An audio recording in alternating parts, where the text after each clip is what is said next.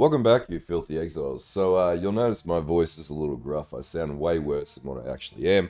But anyway, I got back from Exilecon this afternoon, actually, and I went on the plane. I was like, I'm going to put together some thoughts of, I guess my honest sort of experience with playing the PoE 2 game that was at Exilecon. So a little bit of a preface here. They had like 4 playable classes, one being the warrior, the sorc, they had the monk, and they had the huntress. Now, in my case, I played the sorc and the warrior, and interestingly enough, pardon me, my experience sort of played a little different to the way that it's been shown, and this might also give you some confidence that PoE 2 is actually going to be a really good game. Like, I have nothing bad to say about it. I actually think it's going to be absolutely insane. And so we're going to have a look at what I did to sort of test the runs of the builds that they provided in the gameplay and how it actually played when you rejigged it a little bit from, I guess, a more experienced playstyle perspective. I sort of preface this as what they've shown us is just sort of to show us the interaction between skills, but the actual game when you play it, if you play it similar to PoE 1 with a little bit of an adjustment, is actually extremely good, and dodge roll mechanics are friggin' awesome. So, and also on top of that, there's some new mechanics that I had to look through the stat trees and identified, and now I'm really interested as to how one particular class is going to function, since it's very similar to a Pally Crusader class now, being the Templar. But anyway, we're going to talk about that for as briefly or as much detail as we need to go into, and hopefully by the end of this video, you're sort of like, hey, actually, this is giving me confidence about this game. Anyway, let's get into it, and let's go through 5 key points that I sort of put together based off my actual experience of playtesting PoE 2. Okay, so the first thing that we're going to look at, which is going to be the elephant in the room, and obviously GGG's really sort of throttling that this game's a lot more complicated and is a lot more intricate, is PoE as hard as it looks, especially in the footage that was played. Well, the characters that were played in the playtest were the characters that we got to play. As far as I'm aware, I don't know if there are any other adjustments to this, but they were the characters that we were able to play at PoE 2's Exilecon. Now, were they as hard? Well, yes and no. So, number one, I tried the warrior at Act 4. If you go into Act 4, I would assume, based on the scaling, with 30% resistances across the board, then yeah, you're probably going to have a hard time. The other thing that I had was, like, at Act 4, you only had like 1,000 armor on what would be deemed as an armor-based character. They weren't really running any defensive auras, so I think it was like Herald of Ash that was on the warrior. And I pick on Act 4 because obviously harder the act, you should have more accessibility to gear. So yeah, those are some of the things that make it harder. So obviously no block. And I'll explain about that in a moment as well, because I tested this, which obviously no attack block means it's harder as well. Most of the skills were not on 4 links. So a lot of the skills, or the main sort of damage dealing skills like Sunder, were on 4 links. Were able to be set up as 4 links, sorry. But they weren't on 4 links. So they were on like 1 or 2 links, or at most 3 links. So, funnily enough, when I switched Sunder into a 4-link setup with Fist of War and whatever, I did a totally different level of damage. It was just like crazy. It was night and day. So that's one of the other caveats. The other thing too is, if you look at the weapons that they were actually rocking, so the 2-handed hammer they were using was a magic hammer. Now, based on the new Gamba crafting, and we'll talk about gold as the second point, because you guys will notice gold's in the game. And don't stress about that at this stage, because we'll talk about that. They've confirmed details around that too.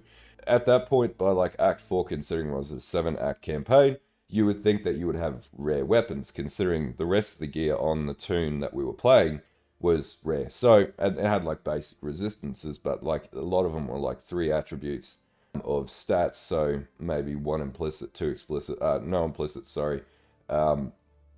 So like 3 rolls with a little bit of resist and whatever. So that's the other thing. So just looking at it, like the characters that were played, that were show tested, they weren't actual builds.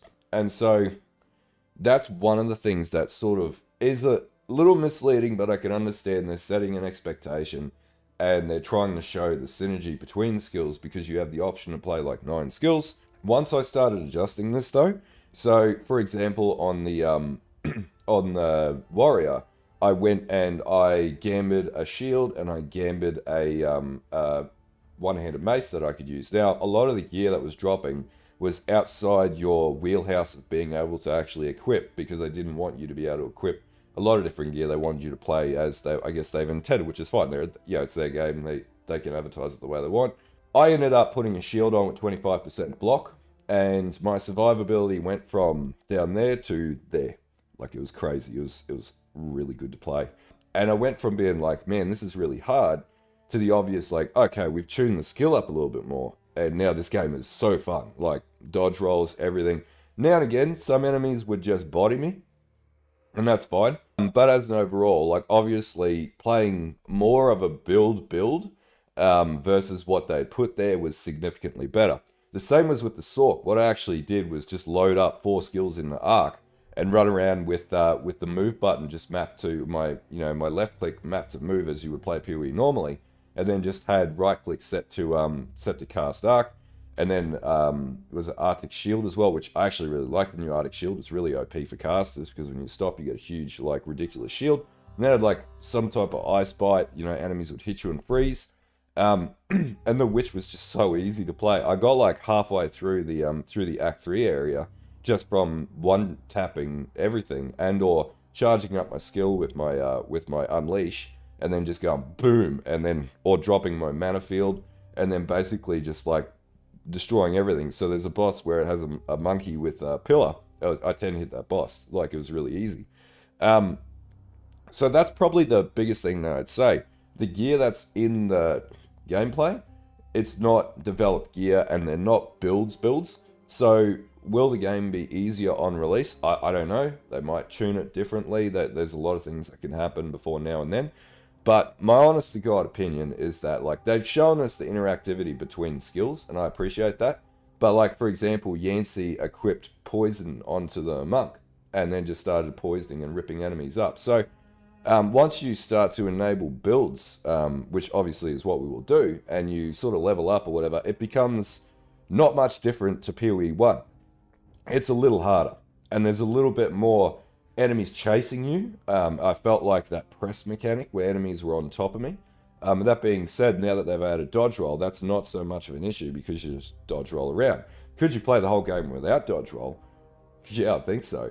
And 2 of the stats which I'll talk to as my point 3, 2 stats that I'm really looking forward to, because I think we may actually be able to play some of the tankiest characters we've ever seen in PoE because of them, and I've been wanting these 2 particular stats for a very long time, and you can be guaranteed that I will be making the first builds around those 2 stats when PoE 2 comes out. Anyway, that's my honest take on point 1. So is it hard? Yes and no, depends on how you play it. What we've been shown is just like a bit of a test of how everything fits together, but we haven't been shown any actual builds or anything like that. So if you're looking at it thinking this looks really hard, don't stress. I can with a degree of confidence, and I say this loosely because it's an opinion piece here, I would say it's going to end up much easier than it looks now. But they're setting an expectation, and that's a good thing too. Like, going into it, you'll be pleasantly surprised. It'll be like, hey, this is actually a hell of a lot of fun once you balance stuff out and whatnot. But anyway, that's my summary at point 1. Okay, so point number 2 that I saw, obviously when we were sitting there in the theater, we were like, what the hell is gold dropping for? Well, gold is actually used very similar to, and it's available during the Axe, and it comes back to what they tested with Expedition, with Tujin and all that. The way that gold functions in the game basically is it's your way of getting early gear. So you collect gold, you go and trade that gold at whoever your main contact in your township area, your waypoint area is, and then basically you get access to better weapons, and you gamble weapons until eventually you get a really good weapon. So we're going to do a video on weaponization in this game because it's a whole thing on its own. But the goal that they're going with moving forwards is to be able to have more accessible drops and or rare drops that make more sense, and or gear that you can sort of modify on the fly and or chance via going to the vendors using gold. Initially through the campaign. Now, what is it used for in the end game? I don't know. Absolutely no idea. Maybe better rolls on gear. I don't know. But that's what we found gold was used for. So, for example, in my run with Warrior, I went back to the main town area, and then I got a shield and I got a one-handed mace that I could use with some decent stats, and I just chanced that using gold. So it'd be very likely that they'll probably just remove chance orbs, but on that basis. But I'm not entirely sure. Like, I don't believe they confirmed that or not. Yeah, so that was what gold was for. Essentially, it's just for gearing up through the campaign. Yeah, it's pretty straightforward. Now, will that replace the existing mechanics around trade? Well, confirmed in day 2 in the Q&A session, and I'll go through the Q&A session as well in a bit more detail. They pretty much said that no, they're not going to touch the existing trade system, which means that the current trading system and climate in PoE will be replicated in PoE 2 as far as we're aware, and they've confirmed that that's their intention. So I'm inclined to trust that that will be the outcome at this stage. I don't see an issue with it either way. All it means is that you get more accessibility to better gear earlier on and or varied skills that, you know, will make your build more usable or functional earlier on without necessarily having to trade. But let's be real, like, it'll sort of turn into the same scenario that PoE 1's in eventually, where you just like have starting items, you go and buy them on the market, and or like you save up any chaos drops you get and whatnot. But that was my take on it. But yeah, so that's what gold's for. It's just for getting earlier items and whatnot at this stage. That's what we're aware of. Okay, so I went through the stats page while I was playing both the warrior and the sork, and there were two stats that stuck out to me at this stage that I'm very interested in, that they haven't said anything about, because we were asking questions in the Q&A about, like, are there damage reflect builds, you know, or like thorns builds and stuff like that. Well, based on my notes on my trusty little device here, because I was like shooting notes every 2 seconds, from what I could see, there were two stat attributes that are now in the stats tree or the stats page that were never in the stats page before. One being damage redirection and damage reflection. So, or deflection. There's also deflection, which is a stat. It looks like it's like armor or like block or whatever. What I take from that is, i.e., the shield based character, which the Templar really is, because there are now flails in the game and everything. Damage reflection, deflection, and damage redirection all sound like thorns to me. Now, were there any stats in the tree about this? No, I couldn't see anything. They were blanked out. So I would say that it's a mechanic that they haven't yet fully fleshed out how it's going to function, but it's also a mechanic that looks like there might be the ability to create future thorns builds, which is really cool. It might be you know, using armor as a baseline, like shield crush or SST or something like that, to then stack up and have damage reflect.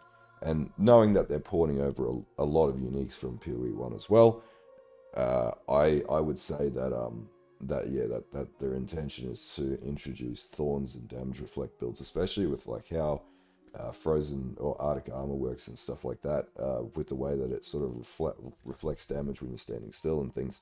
So I wouldn't put it past them that like selling it as like this heavily juiced up, like get clapped sort of situation now. But what it looks like to me is like we will be able to create some high DPS tanky characters that will hopefully be able to be more balanceable than what they currently are, because realistically, like Crown of the Pale King in PoE 1, it doesn't work. Like, damage reflection is not really a thing in PoE 1, but it looks like it may well be a thing in PoE 2 at the price of mobility or something like that. Anyway, that was the other thing that I recognized when I was going through and sort of looking through the stat sheets on the character sheets, and I was like, that sticks out to me because that appeals to me as a player. Anyway, that was the third thing I noticed while I was playing the game. Okay, so the fourth thing I did was try and play PoE 2 like PoE 1, obviously, because we're all going to do that anyway, right? They could give me as many skills as they want under the sun and have me click 20 million buttons, but realistically, am I going to play 1 or 2 button builds?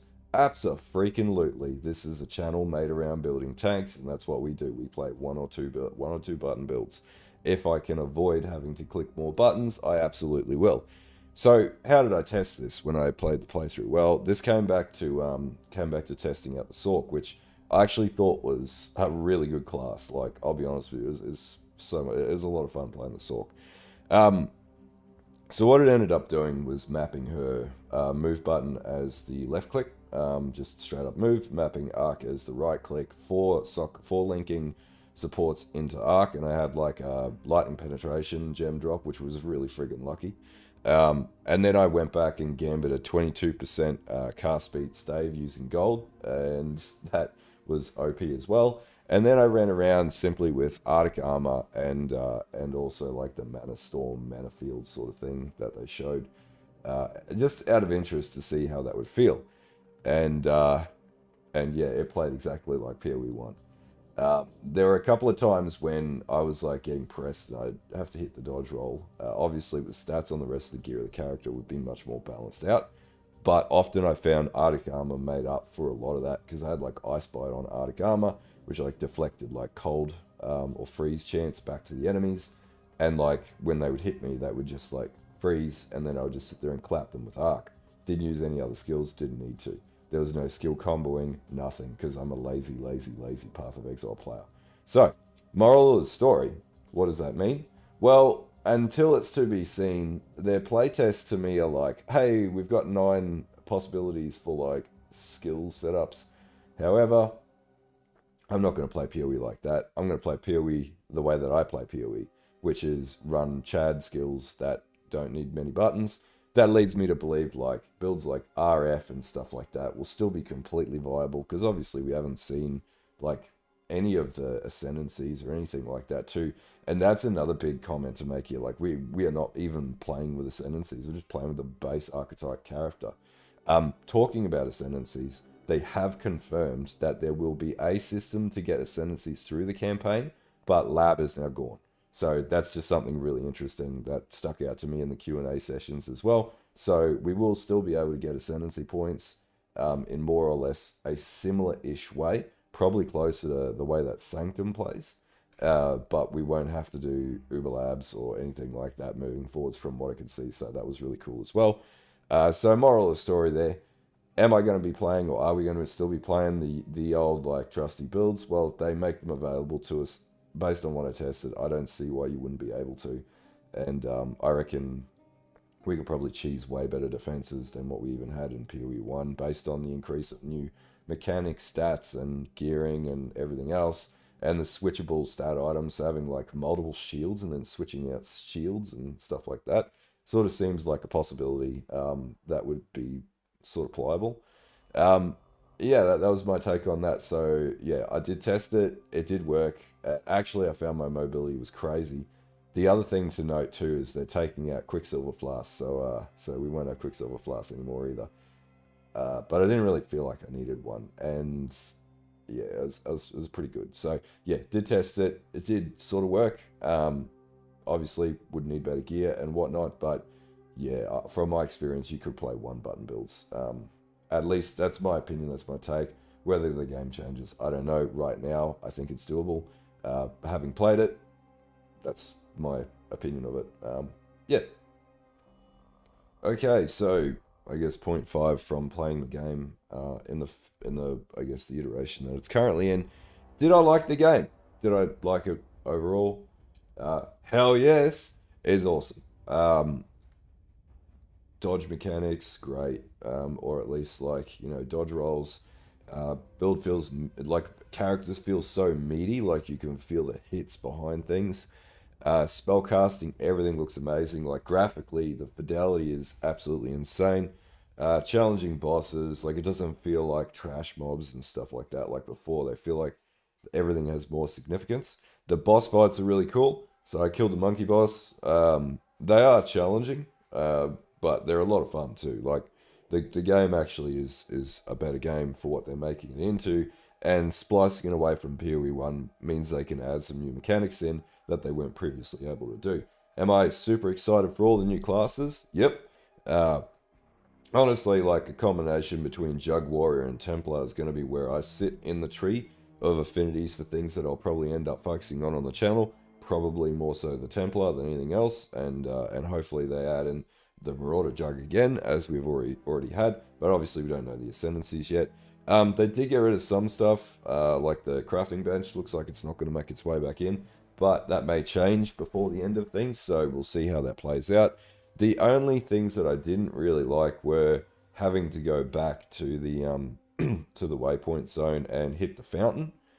So to regenerate your flask now, you have to hit a fountain, which is like many other games, but I don't like that because I'm lazy. But that's also because I'm lazy. So yeah, that's a personal thing, but it's not like a game breaking thing. The synergy between things is really cool. Like I like that. The fact that charges now have like an offensive or defensive impact. They're not just like there to give you attributes. So no longer are power charges or frenzy charges or anything going to give you increases to damage or anything. It's more like you're going to generate them to use them. So that means that they could be much, much more offensive based, depending on the build that you're playing. Yeah, overall, just I thoroughly enjoyed it. Now, I played the Sork because I didn't think, I don't know, I wanted to play the Sork. I'm not a big spellcaster player generally. I was pleasantly surprised with how good that character played, that build played. Or not build, but the character plays and the skill sets. Like, having the Unleash thing, like, I found, like, with the staff, I would always be, like, capping Unleash into the and it gets a little thing, and then like 3 blasts come down and just nukes everything on the screen. And it's just like fucking satisfying, which is one of the things I really enjoy about the game. Outside of that, like every decision you make in your build feels like it's more significant, and or you can sort of feel the weight of your character, and that's something that I really liked. But overall, like yeah, I really enjoyed the I guess testing the game and playing the game. Uh, I am completely confident in where this is going. And the fact that looking at the way that they're approaching PoE 1 and also the cycle, and I'll do a video on this as well of my thoughts on the split between, I don't think it's a bad outcome. And I think it means that they can dedicate more resources to making crazier stuff in PoE 2. Now, the other thing too, because obviously this is a Delve-based channel, fossils appear to be in the game still, and they've somewhat confirmed that. And I'll do a video on this as well. It came up in the Q&A. Essences will potentially make their way back in, and that leads me to believe that potentially Delve will be making its way back in. I initially put a question up in the Q&A, we just didn't get a response on it. But it looks like they are re-engineering some of the old leagues into the new game, and that seems to be what their approach is. One of the comments they made in the Q&A was they didn't want to put anything from the old game in the new game where it didn't meet the art style, it didn't keep up with the current iteration of the game. So it's not like they're not going to put in crap. Not saying that old PoE is crap, but it's like crap in, crap out. So everything is going to be rebuilt, re-engineered, and retuned to the new game for anything that does make its way over. And I respect that game design thought. But seriously, as long as Delve makes its way in, they could do anything with that game. They can do no wrong in my eyes. But anyway, that was my thoughts on whether I like the game. Moral of the story, yes, really good game. If you were unsure about the difficulty, hopefully this video sort of settles that a little bit for you, to give you a bit more of an idea from being somebody who's played the game now. You know, it's pretty good. Like I really actually wanted to play it more after I left because it's so much better than PoE 1. But anyway, that's my thoughts on that topic. Okay, so hopefully this video sort of helps because I know like everybody's like going on about this mechanics of the skills and whatever. When I play tested it, I was less like taken away with look at how these synergies work, and I was more like this is how I like to play my Path of Exile. Can I still do that? And what's in the game that I should be looking forward to, i.e. damage, reflect, and redirect, and deflection. So those were the things that I was sort of looking at when I was sort of playing the game and playing around with how things work. Overall, like gameplay is really well. It's smooth. Like considering in the state that it's in a very good state even now. Though, be it unfinished and untuned and whatnot. The other thing is, I guess we can take in confidence to say that even watching the bossing sessions, they are playing the game themselves, acknowledging the issues in the game, but they're actively addressing the issues that were in PoE 1 that they weren't able to easily address. And that's something I really respect and, honestly makes me want to stand behind them and continue making videos for however many years to come. Anyway, if you like this video, don't forget to like and sub to the channel. Don't forget to check out the Twitch, and also there's a link to the Twitter. I'm going to try and get that actually moving, because I should probably be more at, well, X, it's called X now. But I should be working on getting that working a little more than what I do. But anyway, until next time, stay filthy, and I'll see you guys later.